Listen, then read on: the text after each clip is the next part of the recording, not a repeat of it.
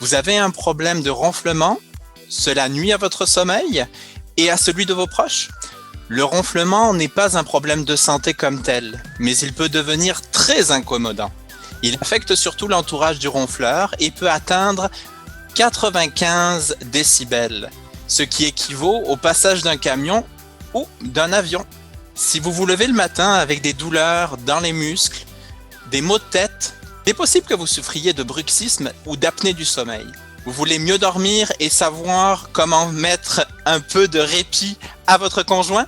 Bienvenue dans Question de santé.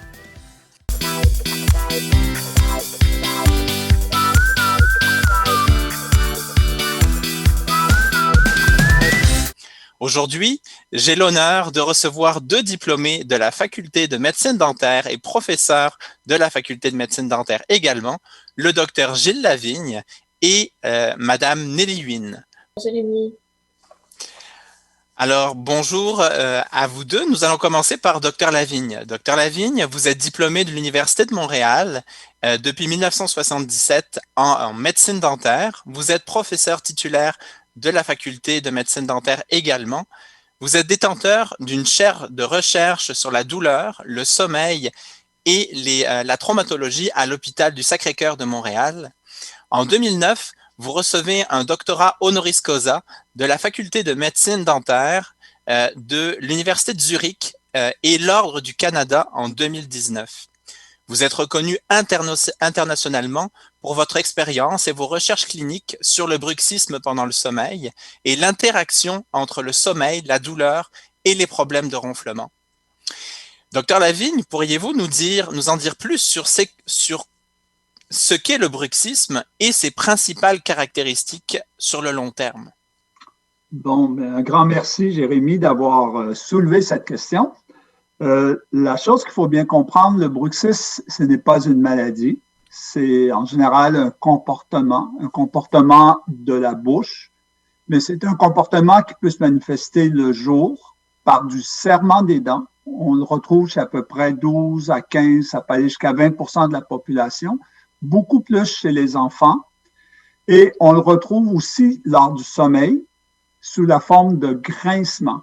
Et c'est ce qui dérange le plus.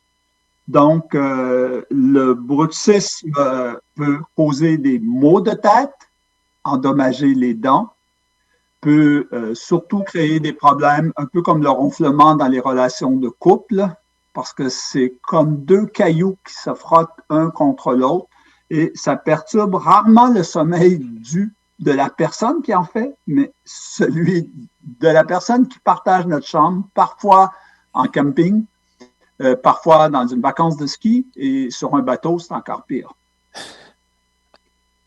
Les maladies qui peuvent être associées à ça peuvent être le ronflement, on en a parlé tantôt, l'apnée du sommeil, donc le ronflement, on arrête, l'apnée, c'est et là on ne respire pas pour 10 secondes, qui a des conséquences de santé.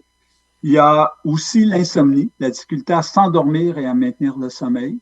Il y a aussi les reflux gastriques et évidemment les maux de tête le matin, comme vous avez mentionné, et certains problèmes neurologiques. Donc, pour la très, très, très grande majorité des individus, ce n'est pas un problème, mais ça peut des fois être associé à une maladie, telle que je viens de mentionner. L'épilepsie, entre autres, et ce qu'on appelle le REM Behavior Disorder, où on agit, on mime nos rêves.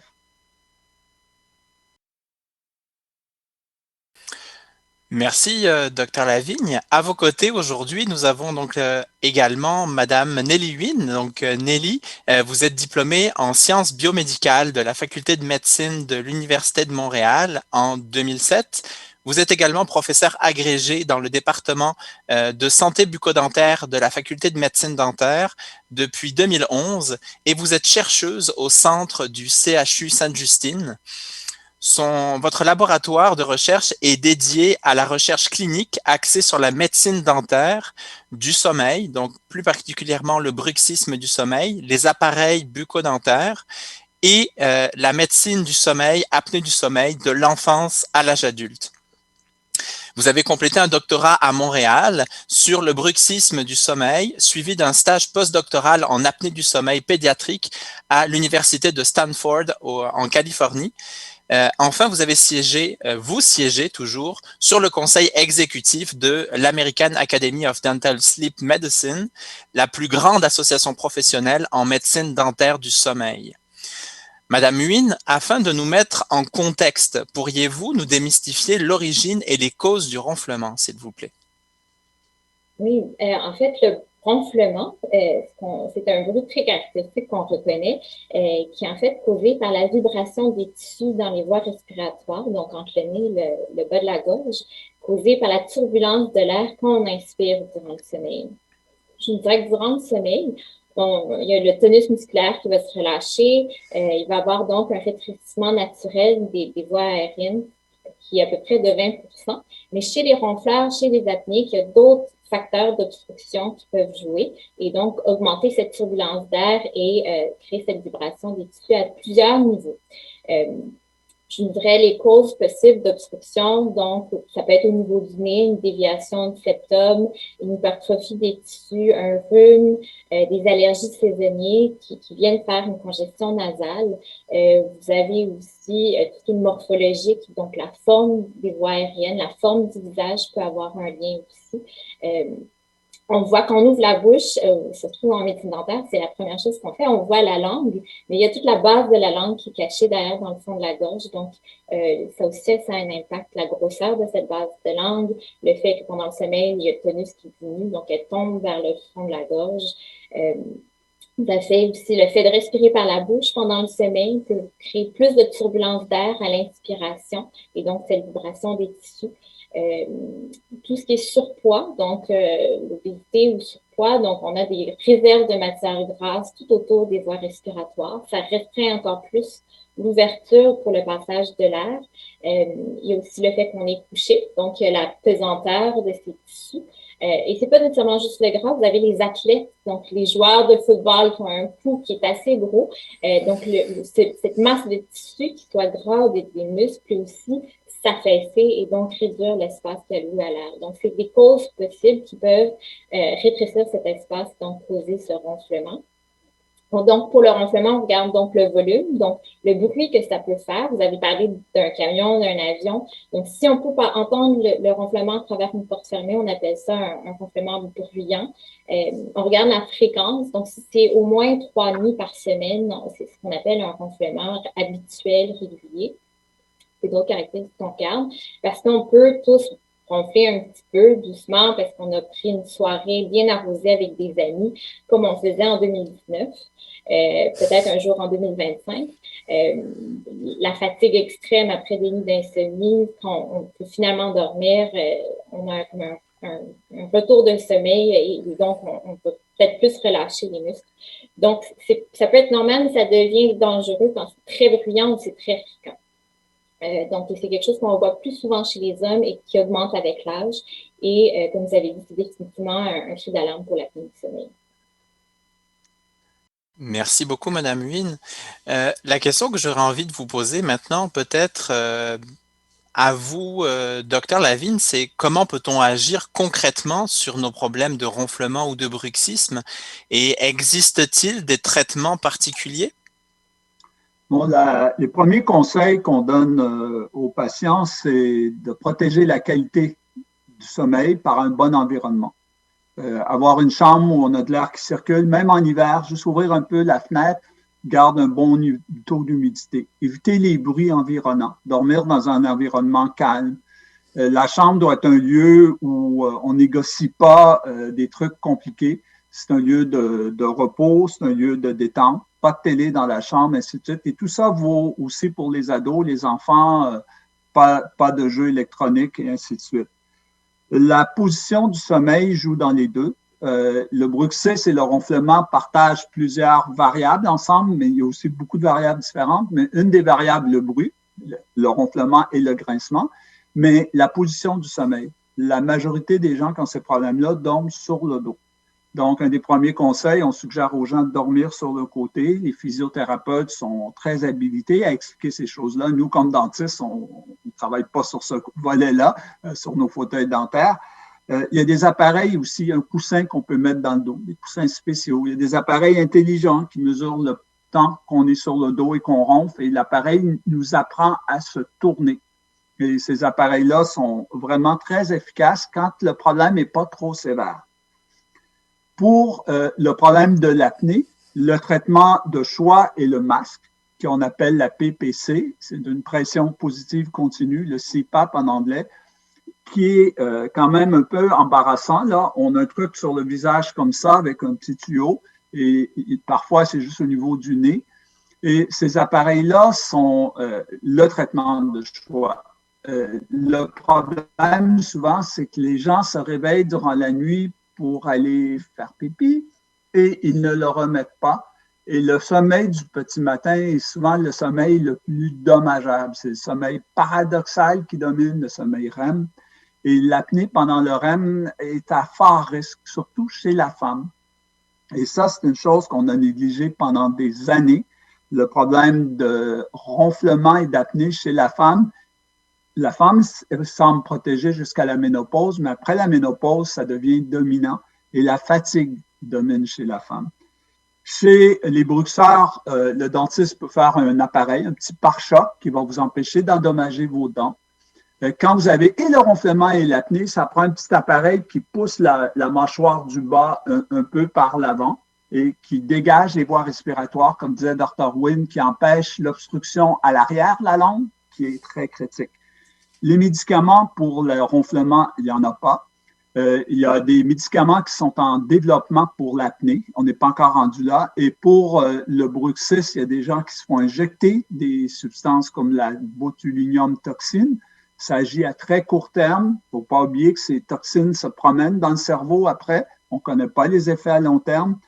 Et Dr. Wynne, dans son doctorat avec Jacques de Champlain et moi, a mis en évidence le rôle d'un médicament qui agit sur le système nerveux autonome. Parce que souvent, les bruxeurs, c'est des gens qui ont des personnalités avec beaucoup d'énergie. Et quand ils dorment, ils ne sont pas capables de calmer leur système de vigilance. Et Dr. Wynne avait démontré que ce système-là, on peut le calmer avec un médicament. Et c'est un médicament que les médecins prescrivent, que les dentistes ne prescrivent pas, qui s'appelle la clonidine, qui n'est pas reconnu pour ce problème-là, mais qui fait partie des outils qui sont parfois utilisés, encore une fois, par des médecins. Et c'est des médicaments qui ont des effets secondaires. Et évidemment, il y a les chirurgies. Dr. Wynne travaille avec les enfants qui ont ronflement et bruxisme, parce que c'est souvent ensemble. Il dégage les voies respiratoires en élargissant le palais. On travaille avec les otorhinolaryngologistes pour s'assurer qu'il n'y a pas d'obstruction nasale, que les amygdales ne sont pas trop grosses. Et parfois, il faut aller vers des chirurgies en ORL. Il faut aller vers des chirurgies de maxillaire où on avance les mâchoires, surtout chez les gens qui ont de la rétrognathie mandibulaire. Dr. Wynne peut peut-être ajouter des choses. Non, c'est bon. C'est complet. Vous avez parlé justement de l'apnée du sommeil. C'est sûr que le titre n'était peut-être pas évocateur quand on a amené le sujet d'aujourd'hui, mais ça s'inscrit parfaitement justement dans la thématique. Donc, j'aimerais peut-être vous entendre sur l'apnée du sommeil justement pour que les gens puissent bien comprendre de quoi on parle et essayer peut-être de savoir s'ils en sont peut-être eux-mêmes victimes sans le savoir. Parfait. Ben, en fait, comme on disait tantôt, l'apnée du sommeil, la majorité des apnées, ils vont être ronfleurs aussi. Par contre, pas tous les ronfleurs vont être apnéiques. Donc, au niveau de l'apnée du sommeil, ce qui se passe, c'est qu'ils vont ronfler pendant la nuit. Puis, soudainement, il va y avoir, comme Dr. Lavigne disait, un silence. Puis, en fait, ce silence est traître, c'est qu'il y a un arrêt respiratoire qui se crée, temporaire, puis on reprend notre souffle. Il y a un bruit souvent de reprise de souffle ou après un étouffement. Et c'est souvent ça, en fait, qui va perturber le partenaire de chambre, c'est soudainement ce silence, alors qu'on est habitué au bruit du ronflement constant et cette reprise de souffle. Et donc, en fait, c'est un arrêt partiel ou complet de l'obstruction des voies respiratoires. C'est associé souvent à une désaturation en taux d'oxygène dans le sang et ou un micro-éveil, donc une réactivation de l'activité du cortex. Donc, on ne se réveille pas, mais le cortex se réveille en disant « Oh mon Dieu, j'ai arrêté de respirer, il faut que je réactive tous les systèmes pour reprendre mon souffle. » Donc, tout ça fait qu'il y a un impact au niveau de la qualité du sommeil, la fragmentation du sommeil. C'est pour ça que souvent, les patients vont se réveiller peu rafraîchis, vont être fatigués pendant la journée. Le conjoint, tout autant, parce qu'il a eu lui aussi un sommeil perturbé par les bruits. Donc, ça, c'est un peu ce qu'on considère l'apnée du sommeil. Savoir si on l'a ou on l'a pas, je dirais qu'il faudrait avoir plusieurs des symptômes ou des facteurs de risque qui sont associés à l'apnée du sommeil. Par exemple, un ronflement. Donc, un ronflement qui est régulier et assez bruyant. D'avoir aussi possiblement cette somnolence diurne qui est excessive, donc qui n'est pas associée à autre chose comme une insomnie ou des jeunes enfants ou des choses comme ça. Les céphalées matinales, donc un mal de tête le matin, des difficultés de concentration, de mémoire, des troubles de l'humeur pendant le jour. Souvent, on va avoir des maladies cardiovasculaires, des maladies métaboliques qui vont être associées chez ces patients. Donc, si on a plusieurs de ces facteurs, ça vaut la peine à ce moment-là de se demander si on n'a pas de l'apnée du sommeil. Merci beaucoup. Vous avez fait allusion, Madame Huynh, à justement l'humeur. Donc, ça amène à la prochaine question que j'aimerais vous poser. C'est quels sont les impacts des ronflements sur notre sommeil et notre humeur ou bien tout simplement notre bien-être au quotidien? J'y vais, Dr. Huynh. Je vais y aller. C'est sûr que je pense que Dr. Lavigne peut le dire aussi, c'est la première chose que les patients nous disent quand ils viennent nous voir ou ils en parlent pour mes projets de recherche et pour lui, recherche et clinique, c'est souvent le partenaire de chambre qui va l'avoir poussé à venir en parler parce que ça perturbe son sommeil, c'est le ronflement, c'est le bruit de reprise de respiration, d'arrêt respiration durant leur sommeil. Donc, ça impacte beaucoup la qualité de vie. On a des patients qui disent, en fait, on fait chambre à part depuis des années parce qu'ils ne peuvent plus supporter le bruit. Donc, ça a vraiment un impact au niveau de leur qualité de vie, leur vie de famille, leur vie de couple, ou qui ne veulent pas partager leur chambre avec des gens parce qu'ils ont peur, ils sont un peu gênés de ronfler. Donc, au niveau, ça a un impact. Aussi, ce que je dirais au niveau de santé en général, donc le ronflement et l'apnée du sommeil ont une grande association avec toutes les maladies cardiovasculaires, hypertension, crise cardiaque, ACV, un accident cérébrovasculaire, maladies métaboliques comme le diabète, va avoir des impacts au niveau de notre humeur. On est fatigué, on est de mauvaise humeur, on est plus irritable, on est plus impatient. On va avoir des impacts au niveau de la concentration, des troubles de mémoire. À long terme, vous pouvez avoir aussi des déficits cognitifs qui vont aussi arriver plus vite que juste un progrès associé à l'âge. Donc, ça, c'est parmi les conséquences qui peuvent être associées aux deux, ronflement et apnée du sommeil. Merci beaucoup. Est-ce que vous vouliez ajouter quelque chose, peut-être, oui. Dr. Lavigne? Je pourrais rajouter, Dr. Huynh a mentionné quelque chose pour les relations de couple, c'est un gros problème. Et moi qui travaille ici, mais aussi à l'étranger, j'ai réalisé qu'au Québec, on pense qu'on est très ouvert sur plein de choses, mais c'est fascinant ici, quand on pose des questions sur ce qui se passe dans la chambre, il y a un gros blocage. Et au niveau de d'autres pays, surtout au niveau du Canada anglais, c'est la première question qu'on se fait demander. Comment puis-je retourner avec mon conjoint? Problème de concentration. Et c'est la question la plus fréquente que les patients nous demandent. Si je commence à me faire traiter, est-ce que je vais récupérer ma concentration, mon humeur?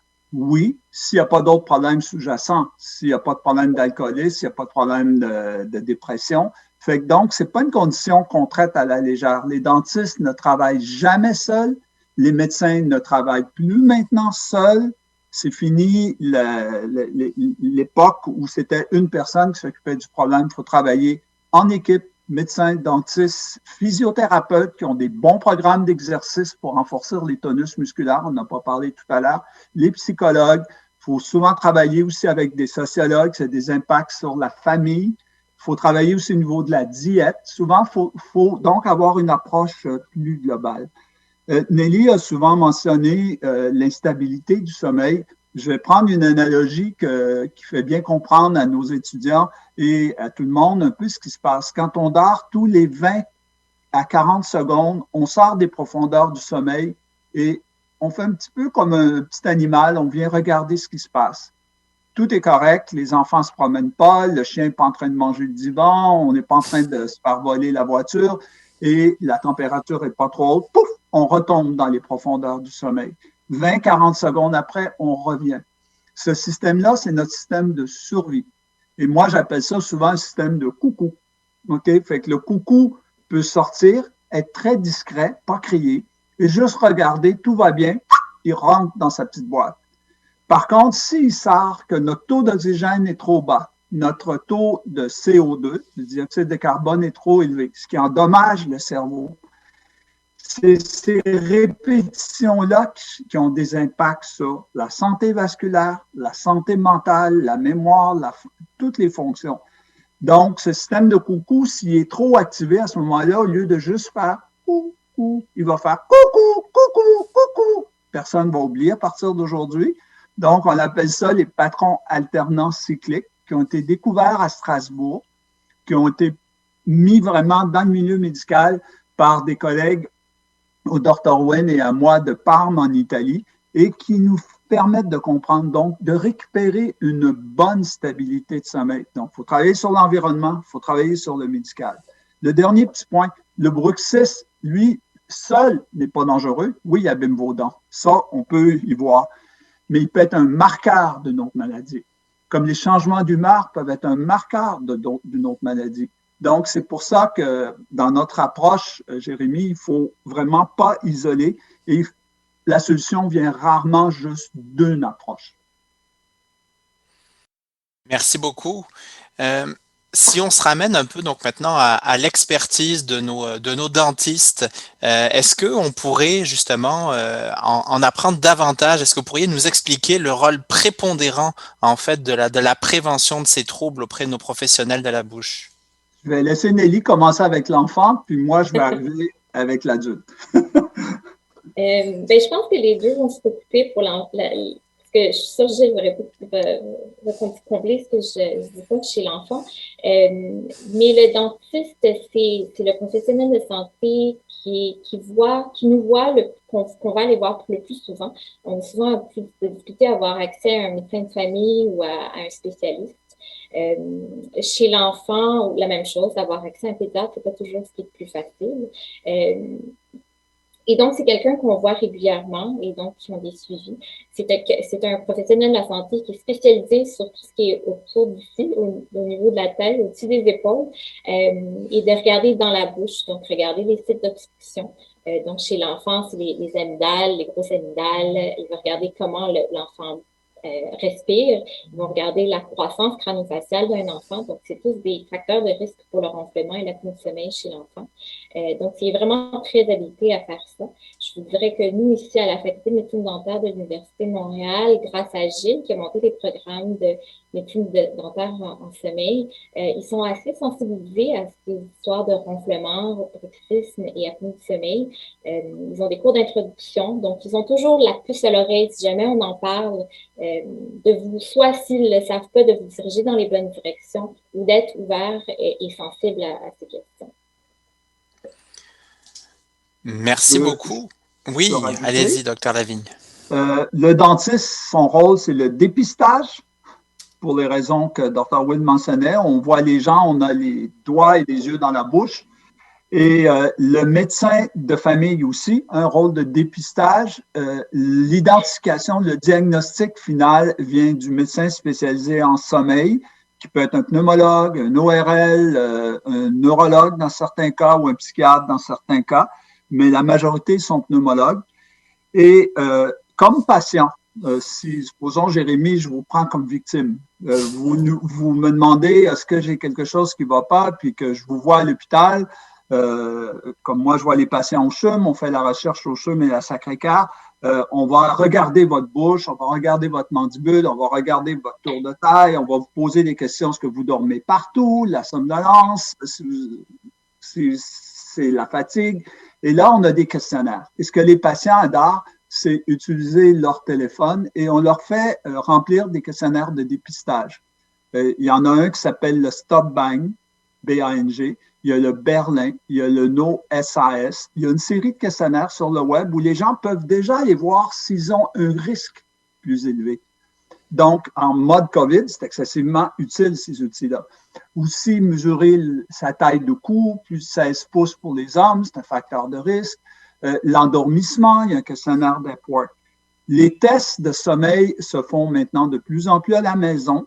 Il y a des compagnies privées, les hôpitaux, mes collègues au CHUM à Sacré-Cœur envoient les gens à la maison avec des petits appareils d'enregistrement qui mesurent la respiration, le taux d'oxygène et ainsi de suite.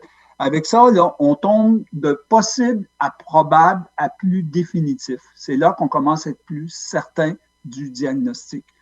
Mais toute cette série d'examens associés, est-ce que vous avez de l'hypertension? Est-ce que vous avez du diabète? Est-ce que vous avez telle chose, des troubles d'humeur, font que là, le médecin va choisir le meilleur traitement. Et c'est rare que c'est juste la petite machine qui envoie de l'air, ça serait trop merveilleux. Il faut, encore une fois, regarder ça de façon globale. Merci beaucoup. C'est ce qui nous amène maintenant à la deuxième partie donc de notre rendez-vous aujourd'hui. Donc, on va pouvoir se tourner vers les questions qui nous ont été soumises par nos participants aujourd'hui, si vous le voulez bien. Il y a beaucoup de questions qui reviennent par rapport à la qualité du sommeil. Il y a une personne qui nous pose des questions par rapport à s'il y a une dépendance ou un effet secondaire pour les médicaments comme la mélatonine. Bon, la mélatonine, est-ce que c'est un médicament ou c'est un truc naturel? Le débat est constant. La mélatonine, la dépendance, qu'on prenne n'importe quoi, on peut devenir dépendant. Moi, j'aime les pommes, je peux être dépendant à manger des pommes. OK? Ça, faut bien clarifier. Par contre, est-ce que je suis capable d'arrêter de manger des pommes? Donc, il faut vraiment l'évaluer. Est-ce que ça devient un désordre ou c'est... Là, on parle d'une autre question. Mais en général, pour la mélatonine, il faut aussi comprendre que ça ne fonctionne pas chez tout le monde. Moi, quand je voyage, la mélatonine, c'est merveilleux. Quand je veux me resynchroniser, il y a une façon de le prendre. C'est bien expliqué dans les livres de sommeil. Pierre Maillet en a écrit, Charles Morin de Québec en a écrit. C'est bien expliqué comment le faire. Sur le web, il y a de l'information. On peut être un répondeur à la mélatonine ou ne pas l'être. Donc, il ne faut pas rejeter ça du revers de la main. On l'utilise beaucoup avec les ados pour les resynchroniser, parce que les ados ont tendance à vivre la nuit, OK? Et quand ils commencent à travailler, des fois, il y a plusieurs usages de la mélatonine. Si vous voulez en prendre, parlez avec votre pharmacien. On sent en général que les doses d'1 milligramme commencent à être efficaces, 3 à 5, mais le pharmacien est extraordinaire pour vous guider de ce côté-là. Merci beaucoup. Une autre question qu'on nous pose, c'est est-ce qu'il y a des exercices à faire pour la langue ou les muscles sous forme de jeu pour les personnes qui souffrent de bruxisme ou des troubles dont on vient de parler? Je ne pourrais pas dire pour le bruxisme. Je ne sais pas, Gilles pourrait nous dire s'il y a des études sur ce sujet, mais pour le ronflement et l'apnée du sommeil, il y a des études qui démontrent que des exercices myofonctionnels, donc tout ce qui est des exercices oraux, des lèvres, la langue, vraiment, qui sont souvent développés par des physiothérapeutes ou des orthophonistes, peuvent aider. Donc, ce qui est important, c'est de retourner vers une respiration nasale, donc retourner vers une respiration par le nez, et aussi de tonifier la bouche et de reprendre, pour permettre la langue aussi de reprendre sa position naturelle dans le haut du palais, et de refermer les lèvres pour permettre la respiration. Donc, il y a des effets positifs. Oui, ça peut être intéressant. C'est sûr que c'est un facteur au niveau de l'obstruction, mais il faut regarder aussi, il y a d'autres facteurs, que ce soit surpoids, une prédisposition génétique. Donc, on hérite du visage, de notre physionomie, de notre anatomie de nos parents. Donc, ils peuvent avoir aussi d'autres facteurs, mais ça peut être quelque chose de complémentaire. Au sujet des exercices, Jérémy, si vous me le permettez, c'est très difficile chez les enfants quand on est capable de le faire accepter à l'enfant. C'est des exercices de 5 à 10 minutes le matin, 5 à 10 minutes le soir. J'ai essayé avec mon petit-fils, puis c'était pas évident. Les joueurs de didgeridoo, OK, c'est de là qu'on a compris le rôle des exercices, sont protégés parce qu'ils tonifient les muscles ici, de façon à ce que quand on s'emballe, la langue ne vient pas écraser le fond de la gorge. Donc, c'est quelque chose qui peut aider. Il y a des stimulations électriques qui sont données dans des cas extrêmes pour aider, mais là, il y a une série de médicaments qui sont à l'étude pour justement empêcher l'affaissement des muscles. Il y a une chose qu'on a oubliée tout à l'heure, Nelly, l'acupuncture.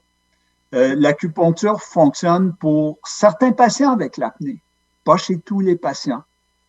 Donc, il faut rester très ouvert avec ces approches. Merci beaucoup. On nous pose aussi beaucoup de questions par rapport, donc je pense que vous avez fait déjà une allusion donc plus tôt dans l'entrevue, mais on nous pose beaucoup de questions par rapport à l'usage justement de tous nos appareils donc électroniques ou aux endroits où on a tendance à s'endormir qui pourraient peut-être avoir une incidence aussi sur les ronflements et le bruxisme. Qu'est-ce que vous en pensez? Nelly, toi qui as des jeunes enfants. Oui. C'est les téléphones ou la télé juste avant de s'endormir? Exactement, exactement. Il y a des personnes qui disent s'endormir devant la télévision, par exemple, et qui pensent avoir peut-être. Est-ce que voilà, on est là justement pour casser les mythes et pour avoir des réponses aujourd'hui. Je dirais juste pour le sommeil, pour avoir cette qualité de sommeil, qu'on soit ronfleur, bruxeur ou aucun de tout ça, c'est protéger votre sommeil. C'est précieux. Et que d'avoir un écran, donc ça nous donne la lumière, ça a un impact sur notre sécrétion de mélatonine intrinsèque. Donc la télévision, les téléphones, c'est ce qu'il y a de pire avant le sommeil. C'est à éviter au moins 1 à 2 heures avant de vous endormir. Un bon livre, ça serait mieux. La musique, la méditation, autre chose que cette stimulation visuelle que vous avez. Et non seulement ça, il y a des études qui ont été faites chez les adultes et chez les enfants, les ados, donc ils ont leur téléphone qui est toujours à côté, si c'est pas collé sur leur tête, que pendant la nuit, on voit pas cette réduction de pression artérielle qu'on devrait voir avec le sommeil. Donc, leur pression artérielle reste plus élevée durant le sommeil, ce qui fait qu'il y a une hyperactivité là, du système cardiovasculaire pendant le sommeil. Donc, c'est vraiment à éviter, protéger votre sommeil. Donc, leur système de coucou, là, c'est comme si le coucou est toujours prêt à crier. Donc, il faut lâcher prise, il faut se déconnecter. La lumière le jour, c'est bien connu. Plus on peut s'exposer à la lumière le jour, plus on va mieux dormir. On a parlé de la mélatonine exogène, mais la mélatonine endogène. Quand on voyage vers l'Europe, c'est d'aller marcher, s'exposer à la lumière. Un détail qu'on n'a pas couvert, Jérémy, c'est la durée du sommeil. Il y a des petits dormeurs et il y a des grands dormeurs. Et il faut accepter notre biologie, il faut accepter notre rythme. Il y a des gens qui ont besoin de sieste et il y a des gens qui n'ont pas besoin de sieste. On n'est pas tous pareils. Et face à l'endormissement, on dit toujours que l'insomnie, c'est plus de 20 minutes à s'endormir. Si on se réveille trop tôt le matin. Moi, j'ai des gens qui prennent 1 heure à s'endormir, mais ils lisent des romans très agréables, ils lisent de la poésie le soir, ça les détend. Il ne faut pas lire des trucs de travail, mais à essayer de voir est-ce que la difficulté de vous endormir est vraiment une difficulté, est-ce que ça interfère avec votre fonction et il faut s'ajuster. Merci beaucoup. On nous pose une question concernant les appareils dentaires. Est-ce que éventuellement ça pourrait être une utilisation pour réduire justement les effets du bruxisme? Bon, la question est très pertinente. Je vois que ma collègue sourit. Il y a déjà une vingtaine d'années avec notre collègue Pierre de Grandmont, on avait commencé à analyser ce phénomène-là. On se rend compte qu'il y a des sous-groupes de bruxeurs et avec Dr. Wynn, on a investigué ça. On a à peu près 20 à 40% des bruxeurs qui présentent une genre de dysfonction respiratoire minime. Ils ont des résistances respiratoires. On croit maintenant que chez ces gens-là, l'utilisation d'une orthèse d'avancement mandibulaire, donc qui dégage la langue, qui retient la langue en avant, peut aider. Et nous, on a démontré, en Inde, c'était démontré au Brésil, Et là, il y a une étude qui va sortir bientôt de la Hollande. Donc là, on a 4 laboratoires qui ont des résultats significatifs. En sciences, la reproduction est importante. Donc, oui, ça peut aider. Est-ce que ça aide chez tout le monde? Oui, non, ça dépend. Avancer la mâchoire pour l'apnée du sommeil, souvent, il faut aller à 50, 60, 70% d'avancement de la mandibule. Dans les cas de céphalie matinale sans problème de respiration, de bruxisme avec des légers maux de tête, souvent juste d'avoir la mandibule en bout à bout, les dents du haut et du bas, juste comme ça, c'est suffisant. On appelle ça la titration. On ne doit pas avancer tout le monde. Et ça amène à un autre point, Jérémy, là, vous ouvrez des patients avec l'apnée du sommeil, l'orthèse dentaire, on l'utilise que pour les apnées légères à modérées, mais des fois, il faut aller vers des cas plus sévères.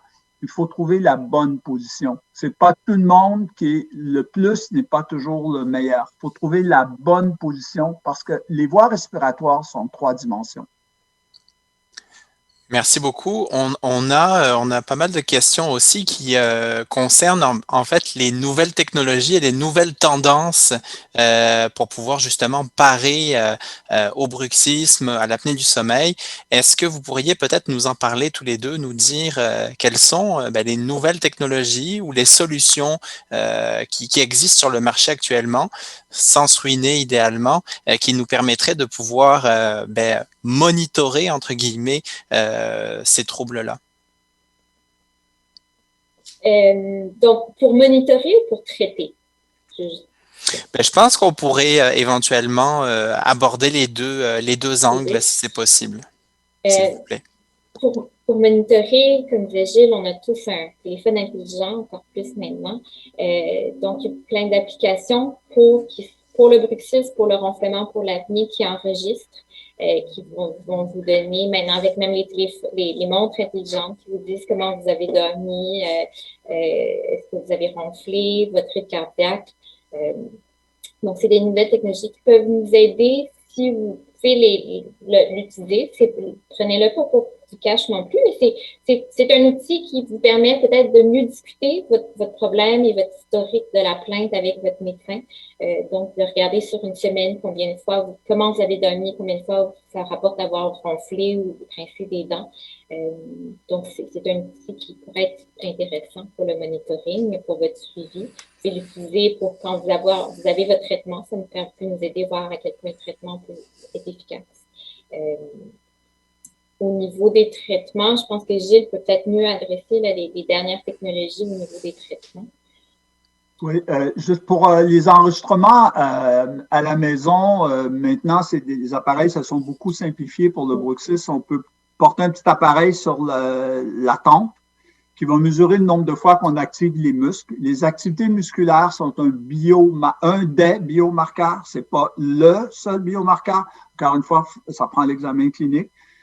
Nos collègues en Belgique ont développé un genre de petit aimant ici qu'on met sur le menton qui enregistre en 3 dimensions les micro-mouvements de la mâchoire et qui permettent de screener, de dépister l'apnée du sommeil, le ronflement, mais aussi certains mouvements associés au bruxisme. Donc oui, il y a énormément de développement.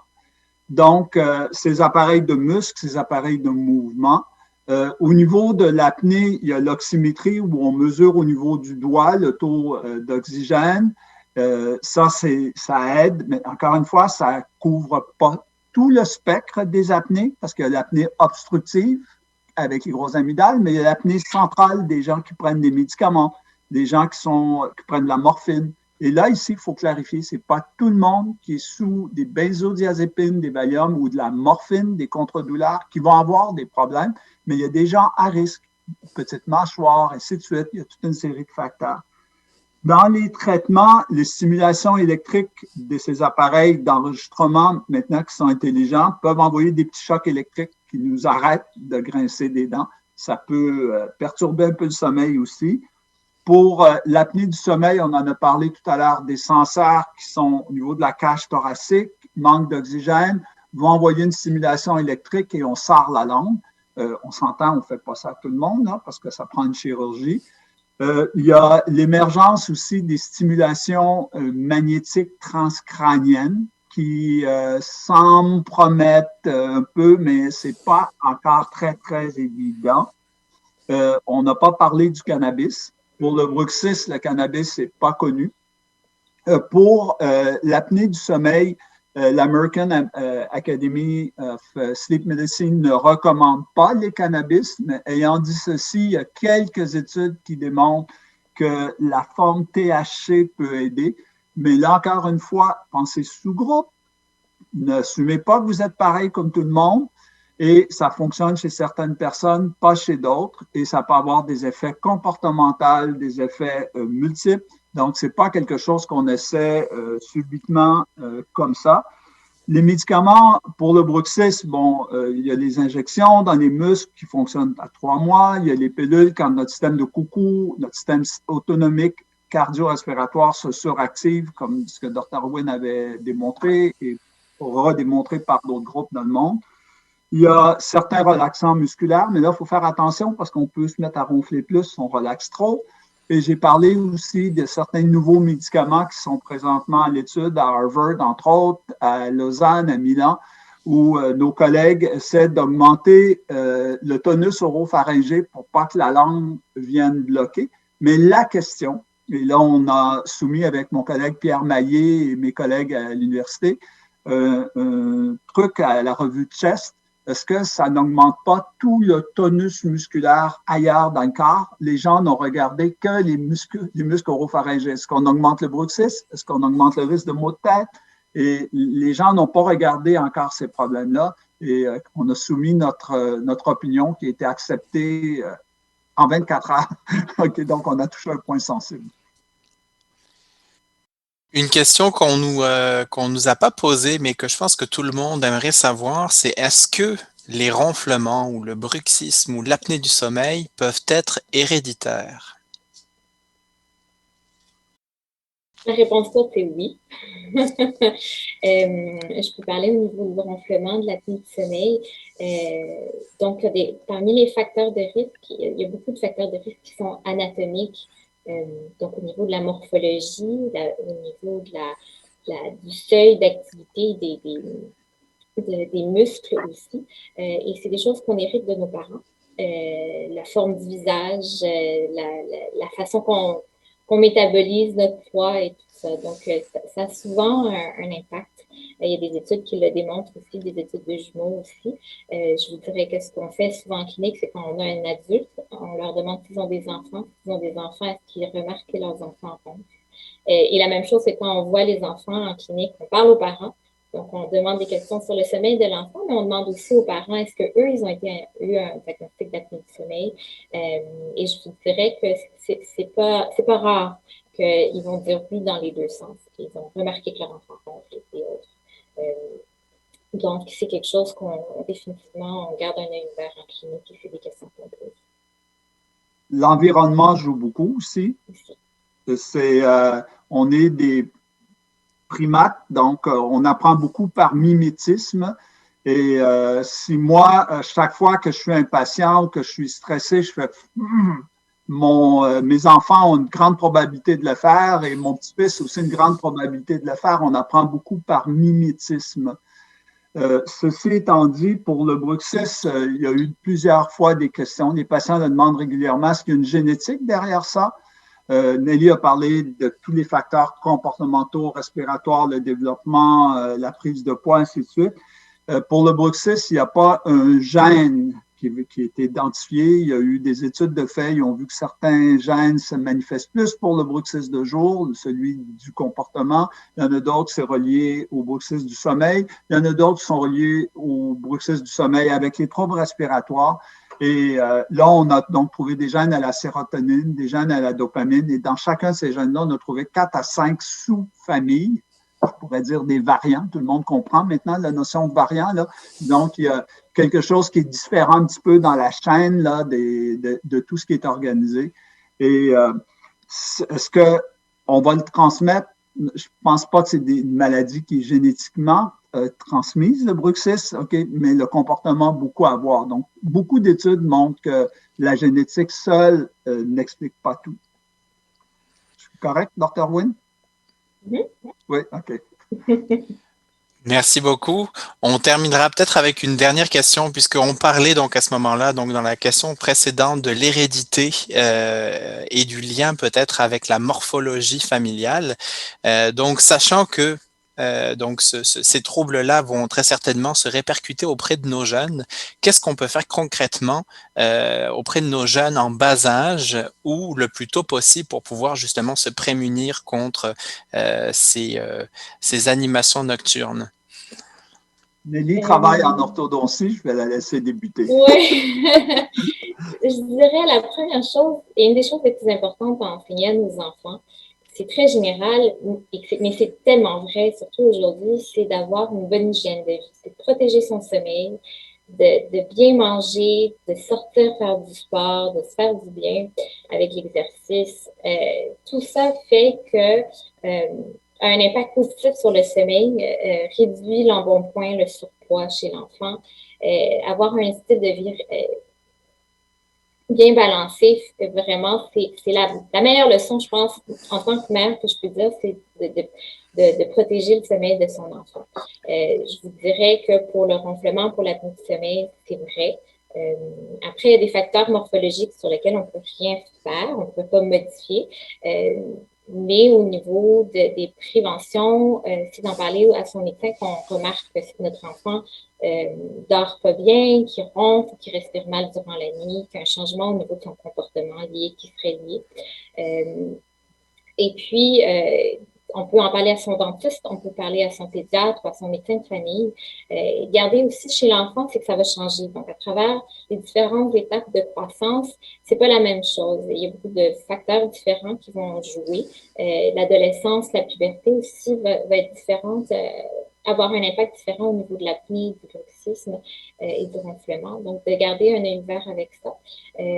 Avec votre dentiste, c'est sûr qu'il va aussi évaluer la croissance crâno-faciale. Donc, on parlait des obstructions, donc je parlais souvent à l'intérieur des voies respiratoires, mais tout ce qui est l'aspect crânio-facial, c'est la structure qui entoure. Donc, on veut être sûr que la structure qui entoure est assez grande, assez large et bien développée pour permettre l'air de passer autour. Donc, avec l'orthodontie, on peut faire des extensions du maxillaire, qui est en fait naturel, il n'y a pas de chirurgie qui est nécessaire, mais de guider cette croissance crânio-faciale avec l'orthodontie pour permettre de mieux respirer. Donc, c'est une des choses qu'on fait aussi en médecine dentaire. Une des choses que j'ai souvent réalisé qu'il faut expliquer aux parents, les parents nous disent mon enfant grince des dents, mon enfant fait pipi au lit, mon enfant a des terreurs nocturnes, des cauchemars durant le sommeil. Il faut aussi calmer l'environnement le soir.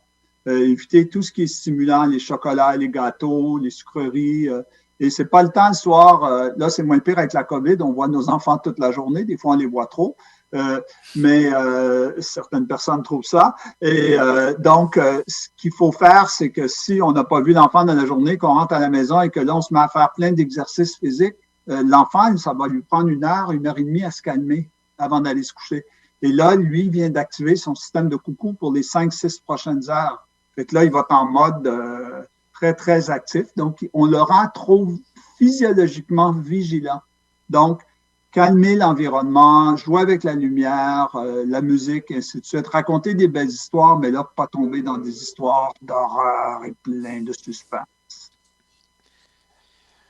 Merci beaucoup à tous les deux. C'est ce qui conclut en fait notre question de santé pour aujourd'hui, donc sur les ronflements et le bruxisme. J'espère que l'ensemble de nos participants ont trouvé des éléments de réponse pour pouvoir améliorer la qualité de leur sommeil au quotidien. Merci, Dr Lavigne. Merci, Dr Huynh, d'avoir été avec nous aujourd'hui. Merci à vous tous de nous avoir suivis également depuis chez vous. C'est toujours un plaisir de pouvoir donc explorer puis vous apporter donc des conseils pratiques pour améliorer votre santé au quotidien. Merci infiniment. À très bientôt et d'ici là, prenez bien soin de vous.